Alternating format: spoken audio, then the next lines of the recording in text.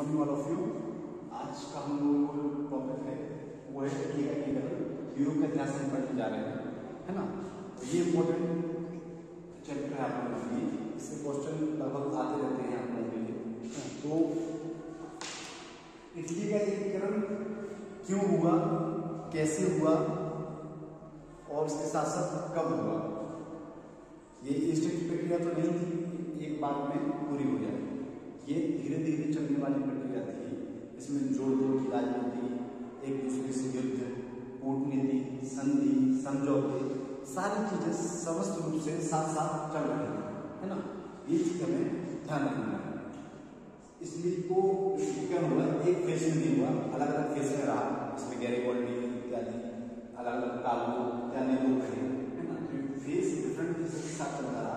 लेकिन सबसे पहले हम बात करेंगे कि इसमें बाधाएं क्या है इटली के एकीकरण की। इससे हम पृष्ठभूमि में समझ पाएंगे। जैसे कि समझ करिए, ये आपका इस तरीके से मैप है, इटली का मैप है, इस तरीके से है। ये अलग क्षेत्र है, जैसे ये अलग क्षेत्र है, ये अलग है ना।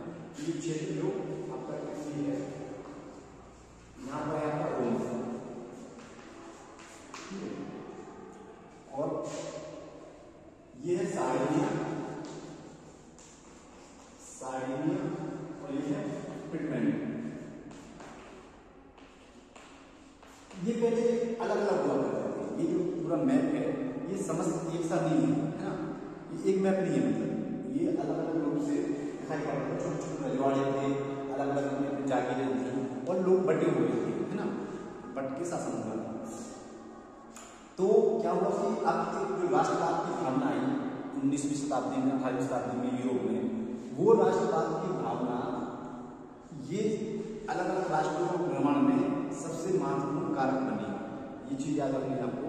जो राष्ट्रवाद की भावना थी वह लोगों में बहुत कूट कूट के धीरे धीरे बढ़ती चली गई। वह राष्ट्रवाद की भावना से लोग हो गए, है ना। यही चीज हमें बाद में देखने को मिलती है कि कैसे लोग एक हो रहे हैं, भाषा को लेके, निर्जातीय को लेके, क्षेत्र को लेके, उनके अंदर जो राष्ट्रवाद की भावना है वह प्रबल होती जा रही है। ठीक है, तो कुछ पॉइंट्स हैं कि आपको नोट भी करने पड़ेंगे इसके लिए, है ना। तो मैं कुछ उसको साथ समझाते जाऊंगा साथ साथ। ठीक है, जैसे कि फ्रांस सबसे बड़ा था भावना में फ्रांस कैसे था कि इटली के एकीकरण से फ्रांस का प्रभाव क्षेत्र कम हुआ।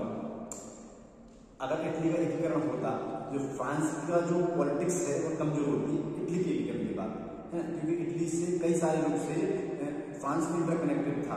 ठीक है, पड़ोस में शक्तिशाली राज्य का उदय फ्रांस के लिए चिंता की बात होती थी। कोई पड़ोसी नहीं चाहता आज के टाइम पर उसका पड़ोसी समृद्ध हो, धनी हो, है ना, या उससे ज्यादा लोकप्रिय हो।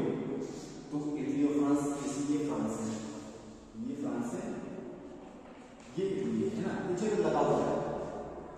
तो फ्रांस का जो राजनीतिक दबाव था वो काफी मजबूत था, राजनीति काफी डेवलप थी। लेकिन इटली प्री मैच्योर अवस्था में था, अभी मैच्योर हुआ नहीं था, परिपक्व हुआ नहीं था। तो वह नहीं चाहते थे कि इटली किसी भी तरीके से डेवलप हो, है ना। ये कारण था। दूसरा ऑस्ट्रिया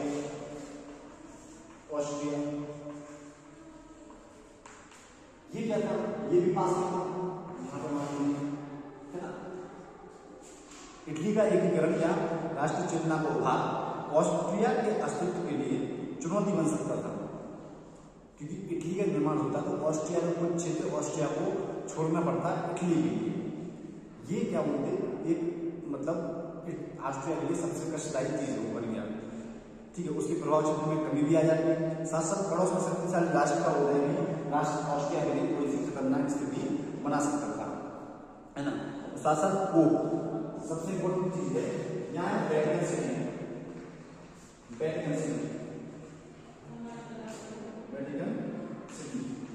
यहाँ बैठा है पोप।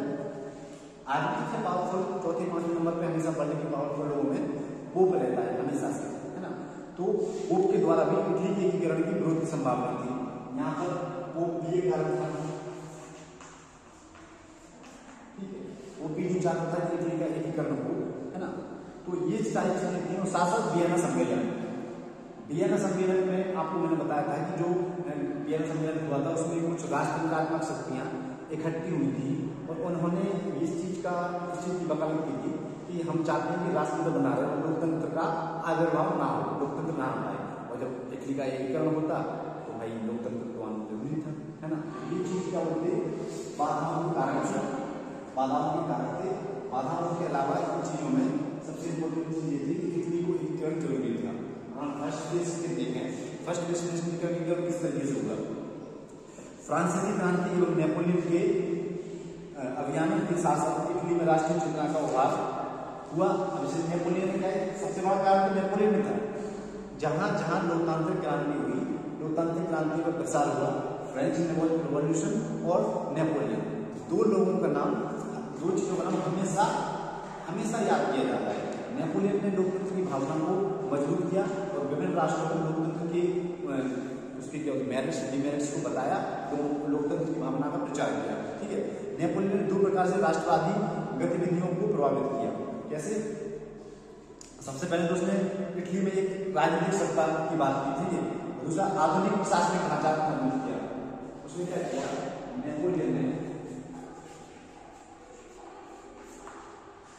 नेपोलियन ने एक सेटअप तैयार किया। जैसे मैंने आपको प्रीवियस लेक्चर में बताया कि नेपोलियन ने वहां पर सीआरपीसी, आरपीसी, एडमिनिस्ट्रेशन, सारी चीजों को, लोक प्रशासन को पूरी मजबूती के साथ फ्रांस में तैयार कर दिया। अब सिर्फ बात थी कि वहां पर लोकतंत्र की स्थापना होने की। ये जो सेटअप था वह काफी मजबूत था। अगर कोई देश में लोकतांत्रिक व्यवस्था बनानी हो तो आपको पूरा एक प्रशासन वर्ग चाहिए, अधिकारी वर्ग चाहिए, है ना, कुछ नियम कानून चाहिए, तो ये सारी चीजें चाहिए पड़ती थी और ये क्या होती है उसने दी। ठीक है, दूसरे में नेपोलियन के विरोध के क्रम में इटालियन शासकों और राष्ट्रवादियों ने एकता का परिचय दिया। जैसे जैसे नेपोलियन का विरोध होता रहा तो वहां के जो लोग थे, जो लोकतंत्र की भावना से विरोध थे, उन्होंने नेपोलियन का सपोर्ट करना शुरू कर दिया। पहले चाहते थे कि नेपोलियन को हटाया जाए, नेपोलियन को नहीं बढ़ने दिया जाए, ये चीज थी। दूसरा वियना सम्मेलन, मैंने आपको बताया वियना सम्मेलन में जो राष्ट्रतंत्रात्मक शक्तियां थी वह लोकतंत्र को दबाना चाहती थी, है ना। इटली को विभाजित कर दिया। इटली के अंदर जो लोगों के अंदर भाई आप घर को बाहर करेंगे, दूसरे बाहर करती, तो आप लोग सब पहले ये बोलेंगे कि समस्या तो बात की बात है, पहले बाहर वाले से निपटेंगे। तो वही वहां के इटली के लोगों ने किया भाई, उन्होंने सब एक हो गए। उन्होंने क्या इन चीजों का विरोध भी किया कि नहीं इटली को इस तरीके से नहीं प्रिवेट किया जाना चाहिए। तो लोगों ने जो असंतोष था और सार्डिनिया को पिडमॉन्ट का क्षेत्र दिया गया था इस समय पर, इसी ने इटली को एकीकरण की प्रक्रिया को आगे बढ़ाया। इटली का जो क्षेत्र था ये पिडमॉन्ट और सार्डिनिया, ये क्या होते वियना सम्मेलन में जब नेपोलियन को पराजय हुई तो उन्होंने बांट दिया, अलग कर दिया। भाई कोई किसी का क्षेत्र दोगे उसके अंदर तो जाहिर सी बात है कि असंतोष प्रकट होगा ही, वह नहीं एक्सेप्ट करेगा, है ना। तो ये चीजें सारे साथ साथ चल रही है। ठीक है, इतना आपको ध्यान रखना है। ठीक है, इसके साथ साथ एक चीज और चलने, वियना सम्मेलन के साथ ही कार्बोनरी, ये एक गुप्त संगठन था कार्बोनरी। ठीक है, और तो ये संगठन थी या संस्था भी कह सकते हैं। इटालियन एकीकरण के मुद्दे को लेकर इसने संघर्ष किया। तो 1820 में नेपल्स में राष्ट्रीय आंदोलन को दबाया गया। कार्बोनरी ग्रुप था, ये थोड़ा सा इंपॉर्टेंट था, ये कुछ चीजों को ध्यान रखता था, है ना। ये किसी भी राष्ट्र को, जैसे कि हमारे इंडिया में रॉ है, आईबी है, वहां का समझ लीजिए ये भी ग्रुप था एक तरीके से, उसने भी काफी महत्वपूर्ण भूमिका निभाई कि किस तरीके से हमें एक किया जाना चाहिए, है ना।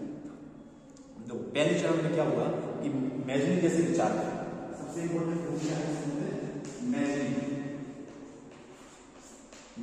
मैजनी उस समय का विचारक था और उसने एक चीज पर हमेशा फोकस किया कि इटली के एकीकरण को हमेशा बढ़ावा देने की बात की और इटली को बढ़ावा भी दिया। मैजनी जैसे विचारकों ने एकीकरण की भावना को आधार तैयार किया, राष्ट्रवादियों को इटली के समृद्ध इतिहास से जोड़ा तथा यंग इटली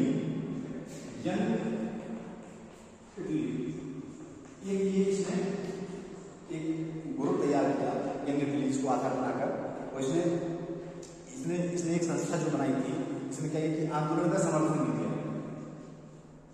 ये जो यंग इटली संस्था है, ये जो आंदोलन हुआ राष्ट्रवाद को लेकर के उसको डायरेक्टली सपोर्ट कर रही है, इस चीज को ध्यान रखना है। और ये ग्रुप है मैजनी का। मैजनी है एक विचारक, एक फिलोसोफर, जिस फिलोसोफर्स को जो आइडियाज देना अच्छा लगता है, वो ऐसे आइडियाज देते हैं जो कि किसी भी राष्ट्र के लिए, जैसे यूरोपीय क्रांति या यूरोपीय लोकतंत्र में सबसे महत्वपूर्ण भूमिका बन जाती है वहां के फिलोसोफर्स की, चाहे फ्रेंच रिवॉल्यूशन हो, चाहे इटली का एकीकरण हो, चाहे जर्मनी का एकीकरण हो, यहाँ पे जो फिलोसफर है, राष्ट्रवादी मतलब फिलोसफर है, वो राष्ट्र को ठीक करने की बात कर रहे हैं, यूनिफिकेशन ऑफ नेशन, है ना। इस चीज को आप लोगों को ध्यान रखना है। साथ साथ 1830-1848 में जो लोकतांत्रिक क्रांतियां हुई थी राजतंत्र को दमन करने के लिए, लोकतंत्र को बढ़ावा देने के लिए, इटली में भी राष्ट्रवाद की लहर चली उससे, ठीक है। हालांकि एकीकरण के प्रयासों में सफलता तो नहीं मिल पाई, लेकिन एकीकरण के मार्ग में व्यापक चुनौतियों को इन्होंने स्पष्ट रूप से उभारा और एकीकरण की भावना को इन्होंने आगे बढ़ाया। तो 1848 की क्रांतियां हुई थी, जो कि मैंने प्रीवियस लेक्चर में आप लोगों को बताया था कि ये लोकतंत्र को बढ़ावा देने के लिए हुई थी, है ना। इस तरीके से जो राष्ट्रवाद की पृष्ठभूमि है, फर्स्ट फेज में राष्ट्रवाद की पृष्ठभूमि है वह तैयार हो रही है, ठीक है। इस चीज को ध्यान रखना है, ये सिर्फ पृष्ठभूमि वाला क्षेत्र है। फर्स्ट फेज है जिसमें पृष्ठभूमि बन रही है, क्यों राष्ट्रवाद बताया जा रहा है, विचार तैयार किए जा रहे हैं। अब आगे आने वाले समय में होंगे बड़े बड़े सेनापति के शासक जो लोकतंत्र को बढ़ावा देना चाहते हैं, राष्ट्र को एकीकरण चाहते हैं, वह उसको बढ़ावा देंगे। जैसे काबू हो गया, गैरीबल्डी हो गया, ये सारे लोग, ठीक है। ये आज हमारा लेक्चर था, ये आपको समझना है, कल के लेक्चर में बताएंगे कैसे आगे बढ़ेगा, ठीक है। ये आपका लेक्चर आज का, इसको एंजॉय करें। Thank you so much. Please आप लोग लेक्चर देख के थोड़ा सा जो क्वेश्चन बनते हैं उसको आप लोग पूछ सकते हैं, और लाइक वगैरह जो आपको अच्छा लगता है कर सकते हैं, ठीक है। Thank you.